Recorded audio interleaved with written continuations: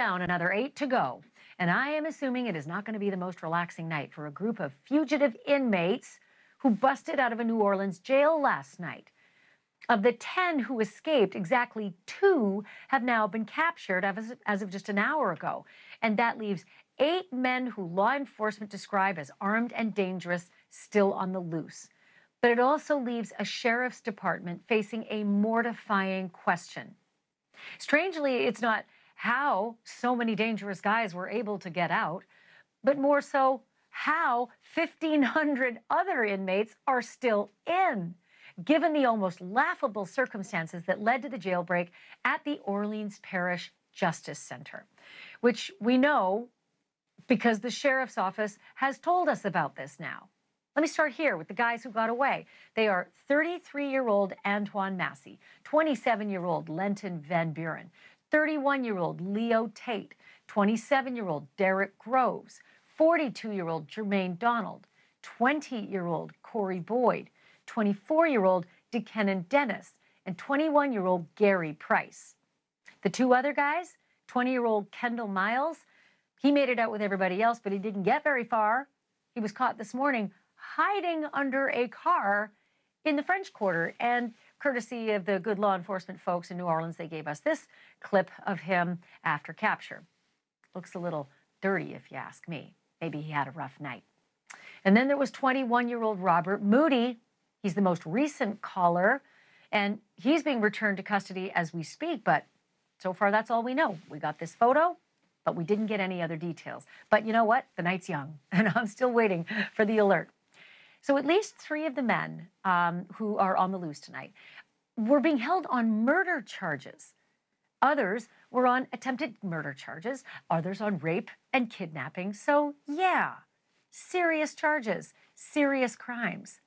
The inmates slipped out at 1:01 a.m., according to surveillance video. And yes, there it is. It's just, are you kidding me? Like jaw-dropping surveillance video of the whole thing. Out they go. Nobody noticed. Whoosh, out the loading dock. Nobody noticed this. Nobody was watching the monitors. There's like a dozen guys, all in white and orange, running out the door. They didn't even tunnel out. They just took off out the door. How did this happen, you ask? Good question. We asked too. A civilian who was asked to watch this particular pod of inmates apparently got up to get some food.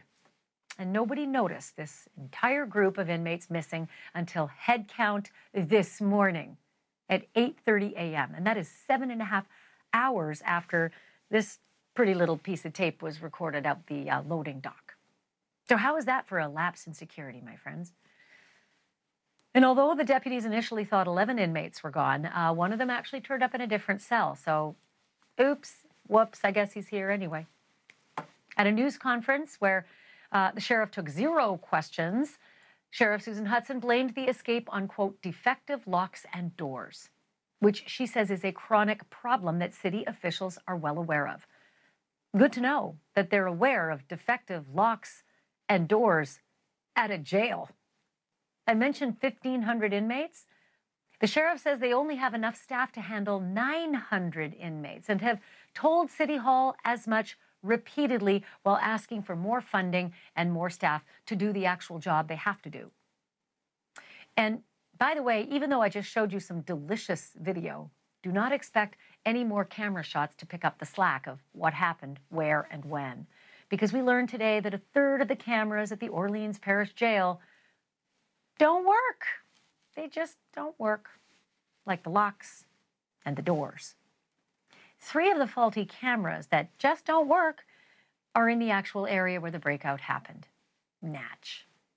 And as if everything I just reported weren't bad enough, the authorities are pretty sure that this was an inside job.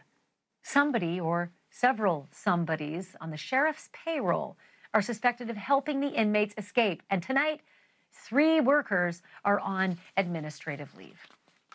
So exactly how did the inmates pull off this fascinating breakout? This might be the best part of the story. Look closely.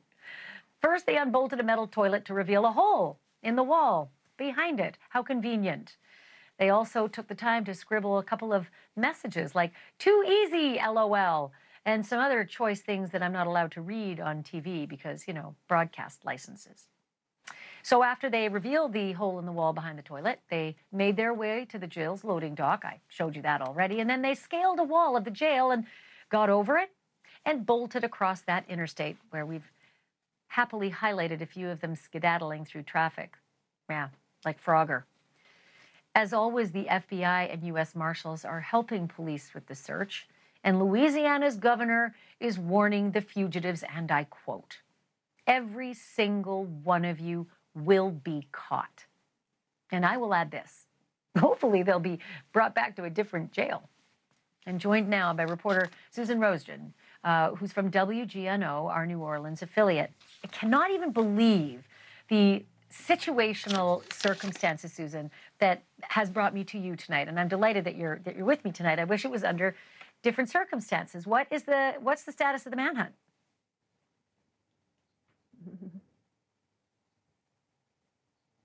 It continues, and we can only hope that Governor Landry is correct and the long arm of the law actually will snatch these guys one by one. Moody, we believe, was captured in a local motel, a no-tell motel, as you mentioned just about an hour ago. The other guy was found hiding underneath a parked car in a hotel parking garage. Maybe he wanted to, you know, steal the car to get away. I think they're going to pluck these guys up one by one. Everybody's out there. You mentioned U.S. Marshals, FBI, Orleans Parish Sheriff's Office. It goes on. And criminals aren't very bright. You know, you talked to Ashleigh about, you know, what could lead to this at the jail? Why is it so easy to break out of? Too easy. Well, it's money. There's just no funding. That's what the sheriff says. And frankly, in this newsroom, we believe her. She's come repeatedly before the city council saying, I've got to have more money. As you mentioned, 1,500 inmates in a jail that was actually designed for 1,250. And as she says, only 900 can be monitored. So it's a real problem here.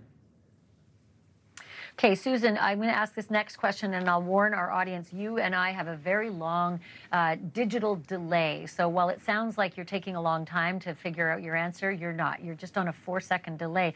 But I, you know, learned from my staff that Tulane's big graduation is tomorrow. Is there anything happening in particular to make sure that all of those visitors and those students and everybody is going to be safe from these, you know, band of rogue escapees?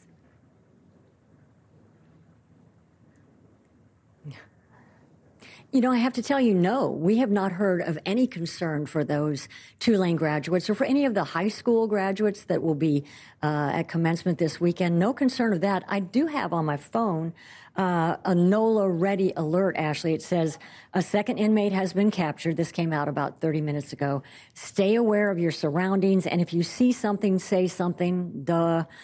Follow local media for more information. So basically, law enforcement is telling people, be alert. These guys may not be armed, but they're certainly dangerous. And if you see them, you could get a big, fat reward. Crime Stoppers is offering $2,000 per inmate for a tip that leads to an arrest, and the FBI is offering $5,000 per inmate for a tip that leads to an arrest. So maybe, you know, people like to be busybodies or they like to pick up some cash, and maybe that will spur the recapturing of the other 8. Well, let's hope something does. But definitely, Susan, you know, break in and let us know if you get another one of the alerts. It seems as though they're going to pick them off, hopefully fast and furiously, and maybe even during this hour. So we'll come back to you if you can break in with some news. Susan Rosden joining us live tonight. Much appreciated. I want to now bring in Lenny DePaul, who is formerly the head of the largest fugitive tracking force in the world, as Chief Inspector and Commander of the U.S. Marshals Fugitive Task Force. Lenny, good to have you on again. Okay, so what are the trackers doing right now? Well, I'm just shaking my head. What a mess they've got. It's obviously an intense manhunt going on right now, but there's also, and as you stated earlier, the premier agency in this country, the United States Marshals, are involved, and you know, they've got the fugitive investigation going on behind the scenes, and they're putting that puzzle together, connecting the dots. That digital footprint obviously is going to be very important historically. Who do these inmates talk to? Who visited them? If they had help on the inside, who was conveying messages to who? I mean, there's a whole lot of unanswered questions, but The visitors list is important. So they're shaking their trees. I mean, they're turning their worlds upside down, Ashley, and they have to. One by one, as you said, they're getting picked off here, but I'm not sure if they had a plan B or not. I mean, taking into consideration the two that have been captured, it didn't appear like they had much of a plan going on. But yeah, they're out there Q&A and people knocking on doors. As Susan stated, there's reward money out there. We certainly know the streets like to talk, so hopefully that helps a little bit. Social media is fired up. Their pictures are plastered everywhere. So get a bunch of eyes and ears out there. Public needs to remain vigilant, but you know, who knows? I mean, the rap sheets on some of these guys, weapons violations, homicides, you know, is it when that news starts tightening, what is it for law enforcement? Is it a hostage situation? Yeah, You barricaded know what? suspect. Let me read some of that. Because you brought it up, let me read some of the charges that we're talking about involved with this group of guys. Double murder, second-degree murder, attempted first-degree murder, domestic abuse, theft, parole violation, kidnapping, and rape, firearms, parole violations, also murder, burglary, weapons possessions, weapons charges, and one guy accused of shooting a man. Apparently the guy didn't die, so it's just shooting a man. Drug trafficking, battery, obstruction of justice. So yeah, basically the worst of the worst here. Here's the question. When trackers start the process of trying to find each and every one of these guys who's running, do they go to their families first because these guys might be too dumb to realize that they shouldn't go to mom for help or sis first? Well, I mean, great question. They're probably taking a peripheral look at family members. I mean, like I said, historically, what kind of conversations on phones that were had. You know, that trusted circle of friends is going to be very important. I mean, if they did reach out for somebody to help, to assist them, you know, hopefully law enforcement is doing it by the numbers and they got a pretty good idea, you know, who they want to take a hard look at, if you will. But it is tough. I mean, the rap sheets that you just read off of, and for law enforcement, when that news starts tightening on some of these guys, you know, is it suicide by cop? I mean, they're up against it right now, so they have to approach them with extreme caution, and the public as well. You know, see something, say something, and make that phone call. But hopefully, this thing goes down without incident, and they put this thing to bed soon. They got Kendall Miles first, and they found him cowering under a car in the French Quarter, which is not very far away. And it made me wonder, you know, as a marshal yourself, do you find that oftentimes these escapees actually don't go very far, that they actually stay kind of within a particular perimeter? Well, I mean, in the escape cases I've been involved in, and the Dannemora in upstate New York rings a bell. You know, they have kind of a game plan going in. I mean, in Dannemora, as you know, they had that one female that they brought on to help them, and then she apparently has a panic attack the night before, and she was supposed to pick them up when they crawled through the sewer cap, and she didn't show because of her panic attack, and they, you know, they zigged when they should have zagged, and they didn't have a clue what to do after that. So yeah, I've seen it happen, oh God, too many crazy ways.